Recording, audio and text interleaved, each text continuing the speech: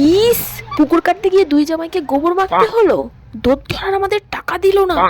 বিড়ি হঠাৎ করে নামিয়ে দেওয়া হলো বিয়ের সময়। আর আমার বরকে দিয়ে এইসব কি করাচ্ছে এরা?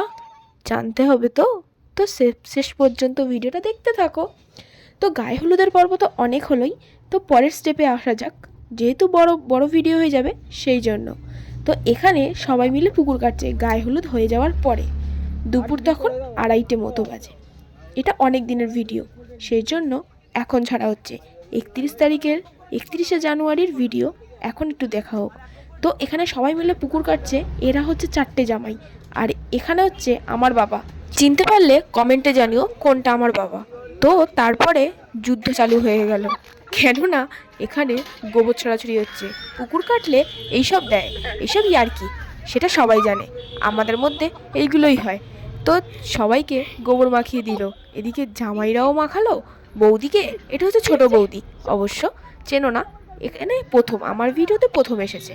তো এখানে পুকুর কাটা হচ্ছে আর এদেরকে এইসব মাখিয়ে দেওয়া হচ্ছে। এর মধ্যে যে কত রকমের পাঁচমিশালি তরকারি আছে তার কোনো ঠিক নেই, কিন্তু আমি জানি না, কিন্তু আমি চুরি করে নিয়েছি। অ্যাকচুয়ালি এটা আমাদের বর, আমি ছিলাম আমার বরের পক্ষে, যেহেতু আমার বর তাকেই তো সামাল দিতে হবে। আমার বাবাও ছিল তারই পক্ষে, ওদের পক্ষে ওরাই ছিল। তো তারপরে ওরা পুকুর কাটতে আরম্ভ করে দিল, যেহেতু আর কেউ আসবে না সেই জন্য। তারপরে ওরা মাখামাখি করেছে, তাই আমার মা দেখতে আসলো কেমন। যাই হোক, পুকুর কাটা শেষ হয়ে গেল। তারপরে দিদি বসে গেল নান্দিমুখে। নান্দিমুখ হয়ে যাওয়ার পরে তারপরে আমরা চলে গেলাম ফটোশ্যুটে। আমি যেহেতু ওকে পোজগুলো বলে দিচ্ছিলাম, সেই জন্য ওকে আমার সঙ্গে থাকতেই হলো। ফটোগ্রাফারও চাইছিল যে আমি ওর সঙ্গে থাকি। তো তারপরে ফটোশ্যুট হয়ে যাওয়ার পরে ও ড্রেস চেঞ্জ করে নিয়ে শাখা পরতে বসে গেল। শাখাটা পরছিল, ওর খুব কষ্ট হচ্ছিল, সেই জন্য শাখা পরানো হয়ে গেলে তারপরে আমরা চলে আসলাম প্যান্ডেলের কাছে। আর এটা হচ্ছে আমার ভাই। কি বলছে শোনো, ক্যামেরার সামনে মোটেও আসতে চায় না। খুঁজে পেলে তারপরে না, তাই ইনস্টাগ্রাম গুঁড়ো করবি, আমায় তো গুঁড়ো করতে পারবি নি। তো চলো, ভাইয়ের সাথে তো অনেক কথা হলো। তো তারপরে চলে আসলাম গায়ে হলুদে। অবশ্য প্রথমে একটা গায়ে হলুদ হয়ে গেছে, এটা মনে হয় বরের গায়ের হলুদ, মানে বরের গা ছুঁয়ে যে হলুদটা আসে সেই গায়ে হলুদ। এখানে এই যে পুকুরটা আমরা সবাই মিলে মানে কেটেছিলাম, তা সেখানেই বসে দিদি আর কি চান করছে। আর এটা আমার শ্যুট করেছে আমার ছোট বোন, ভালোই করেছে তাই না? তারপরে গায়ে হলুদ হয়ে যাওয়ার পরে বসে বলল আশীর্বাদে। প্রায় বিকেল 5টা মতো বাজে। তখন ছেলের বাড়ি থেকে আশীর্বাদ করতে এসেছে। মেশো আশীর্বাদ করে নিল প্রথমেই, আর এটা হচ্ছে ছেলের বাড়ির লোক। তারপরে দিদি বসে গেল মেকআপ করতে। আমি যেহেতু মেকআপ করছি সেই জন্য বিফোর আফটারটা আমার কাছেই রয়েছে, সেই জন্য আমি ফটোটা করে নিলাম। অবশ্য কাছ থেকে দেখাচ্ছি, দেখে নাও কত সুন্দর হয়েছে। বুকিং করতে চাইলে অবশ্যই বুক করতে পারো, ফেসবুকে ছাড়া আছে, এখানে আমি লিঙ্কটা দিয়ে দেবো। তারপরে আমি রেডি হয়ে নিলাম। হয়ে যাওয়ার পরে একটুখানি ছোট্ট করে ভিডিও করে নিলাম। এখানে সবাই রয়েছে আর বিয়ের টাইমও হয়ে গেছে। চলো বিয়ের প্যান্ডেলে যাওয়া যাক। বিয়ের প্যান্ডেলে দিদি চলে এসেছে আর বড় দাঁড়িয়ে আছে। যাই আর কি নিয়ম হোক, সেই সব নিয়মই পালন হচ্ছে। আমার বড় ধরেছে, যেহেতু নন জামাই হয়। আর অন্যদিকে বাদবাকি সবাই দিদা বৌদি যারা সবাই চারিদিকে ঘুরছে, তারা বরকে ঠেলা মারছে, কারণ পিড়ি থেকে বরকে নামালেই পয়সা। কিন্তু যা অবস্থা বরের, তো পরে জানতে পারবে বরের কি অবস্থা। এখানে প্রায় সবাই আছে, আনাচে কানাচে। লক্ষ্য করলে সবাইকে দেখতে পাবে আমার ফ্যামিলি, অনেকেই আছে, দিদা দাদু। তারপরে বলতে বলতে শুভদৃষ্টির দিকে চলে গেল, আর এইদিকে বউকে তুলে রেখে দিয়েছে। এটা একটা নিয়ম, কিন্তু নিয়ম অনেকে নাও বলতে পারো, এটা একটা আনন্দ। কারণ এখানে দেখা হয় বউ বড় না বর বড়, সেই জন্য বউকে তোলা হলো। কিন্তু বরের বাড়ির লোক এত বাজে যে বরকে তুললই না। কি জানি, বরকে মনে ভালো মন্দ খাওয়ায়, সেই জন্য বর অনেক ভারী, সেই জন্য তুলতে পারিনি, তাই তুললো না। দিদিকে অনেকক্ষণ ধরে সবাই মিলে দাঁড় করিয়ে রেখে দিয়েছে। আমার দিদি কিন্তু শক্তপোক্ত, সেই জন্য পিড়ি ধরে বসেই আছে গ্যাঁট হয়ে। হ্যাঁ, অত শক্তপোক্ত বউ পেয়েছো বাবা, খুব সহজ না সেটা ভাবছো? একদম নয়। অবশেষে বরকে যখন ওঠালোই না, তখন আমার দিদিকে নামিয়ে দেওয়া হলো। সেই জন্য সবার হাত ব্যথা করছে, সেই জন্য নামিয়ে দিল।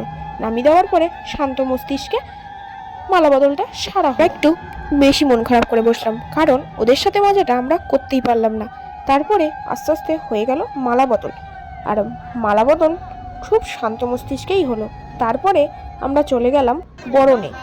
এটা নিশ্চয়ই নিয়ম নয়, কি জানি নিয়মও হতে পারে। কিন্তু এটা মজাও হতে পারে। কিন্তু এটা হচ্ছে বর মানে জামাই বরণ। তো আমার বর এখানে একাই জামাই, সেই জন্য ওকেই অ্যাকচুয়ালি বরণটা করতে হবে। জামাইকে বরণ করবে, সেটাকেই বলে জামাই বরণ। তো ও জামাই বরণ করতে করতে আর এদিকে আমার দুই দিদা ওকে নাচে হাল করে ছেড়েছে। নাচ জামাই বলে কথা, এখানে বাবা আমি ঢুকবো না, ওদের নাচ জামাই ওরাই বুঝে নিক কী করবে না করবে। হ্যাঁ, আমি বাবা বেচারা মার খেতে যাব না, দরকার নেই। এদিকে ছোট বৌদি বরের দিকে যেই বরণ করে তখনই বরের মাথাটা টাকাস করে ঠুকিয়ে দেয়। কারণ বরের ওপর তো একটু রাগ আছে, যেহেতু কি মানতেই হবে, বর বাচারি কিছুই বলতে পারবে না। আর এখানে তো বরণ হতেই থাকবে। চলো আমরা একটু অন্য দিক থেকে ঘুরে আসি। এটা হচ্ছে দিদিরই বিয়ে বাড়ির আয়োজন। ওই যে চূড়া দেখতেই পাচ্ছ, এখানে হচ্ছে মধু পাতলু ডান্স করছে, গান হচ্ছে, অনেক আনন্দ হচ্ছে। চলো, নাচ ফাত তো অনেক হয়ে গেল, ওদিকে বিয়েও হয়ে গেছে। আশা করি হাতটা গরম করে নিলাম, কারণ টাকা আসবে সেই আশায়। সে গুড়ে বালি আসবেই বলে দিলাম, কারণ আমরা এখানে দোর ধরা টাকা নিচ্ছি, দরজা ধরা। যেহেতু বিয়ে হয়ে গেছে, বিয়ে করে এই ঘরেই ঢুকবে বর বউ, সেজন্য এখানে বসে আছি আমরা। এই যে আমার একটা ভাই বা দাদা কি জানি না, ছোট বৌদি আর আমি মিলে বসে দাঁড়িয়ে আছি, গল্প করছি, কথা বলছি ওদের সাথে যে 15,000 টাকা লাগবে। কিন্তু কি আর করার, এত কথাবার্তা বলে কিছুই মনে হয় হবে না। অনেকক্ষণ ধরে করে আছি, কারণ আমি ভিডিওটা কাট করে দিয়েছি, সেই জন্য বুঝতে পারছো না। অনেকক্ষণ আগে তারপরে বোনের কাছ থেকে ফোনটা চাইলাম, দেখালাম যে দেখো ওরা দিচ্ছে না, কিছুই দিচ্ছে না। তো অনেকক্ষণ কথা বলার পরে দেখি দিলই না। তারপরে হঠাৎ করে দাদু দিদা, মানে দাদু না দিদা, মেশো মাসি সবাই আসলো, এসে বললো দরজা খুলে দেবে না ওরা। তো দেবে না ওরা মানে দিচ্ছে না, এই আর কি। তারপর দিদা দেখো এসে কথা বলছে, থাক লাগবে না, দিদার মুখ দেখে ছেড়ে দিলাম, দিল না আমাদেরকে টাকা। তারপরে চলে গেলাম একটুখানি বিয়ের ভিডিওটা করে, তারপরে কিছু ছবি তুলে নিলাম টুকুস করে। আর দেখতে থাকো। এই যে আমরা সবাই, আমার মামা মেশো, অবশ্যই জানিও কোনটাকে, জানতে পারলে কি আমি জানি তোমরা চিনবে না, কিন্তু যারা এই ভিডিও দেখবে তারা যদি এই ছবিটা থেকে থাকে তারা অবশ্যই দেখবে। এই দেখো সবাই খেতে বসেছি, মাসি মেশো মামা বাবা দিদা ঝিমা, অনেকে বলতে গেলে। আর আমরা ওইদিকে খেতে বসে গেছি, অনেকক্ষণ ধরে খাচ্ছে। ওরা সব জামাই বসেছে আর আমরা এখানে বসেছি। তারপরে পরের দিন সকালবেলায় আমরা মেয়েকে সাজিয়ে দিচ্ছি বিদায়ের জন্য। আর এই যে আমার মা গিফট দিল, এই যে বর আর বউ, দিদি আর জামাইবাবু, অবশ্য কয়েকদিনের ছোট বড় আমি আর ও, মানে আমার দিদি। তারপরে বিদায় হয়ে গেল। আর এই সিনটা খুব কষ্টকর, এত বছর একটা মায়ের কাছে থেকে এইটুকানি চালে নাকি ঋণ শোধ হয়ে যায়। আমি তো বাবা মানি না, যে মানে মানুক, এইটুকানি ঋণ কোনো দিনই শোধ হবে না। মায়ের ঋণ কোনো দিন শোধ করা যায় না, তাই না বলো? যারা এইতে সহমত তারা কমেন্ট করো। আজকে ভিডিও এই পর্যন্ত।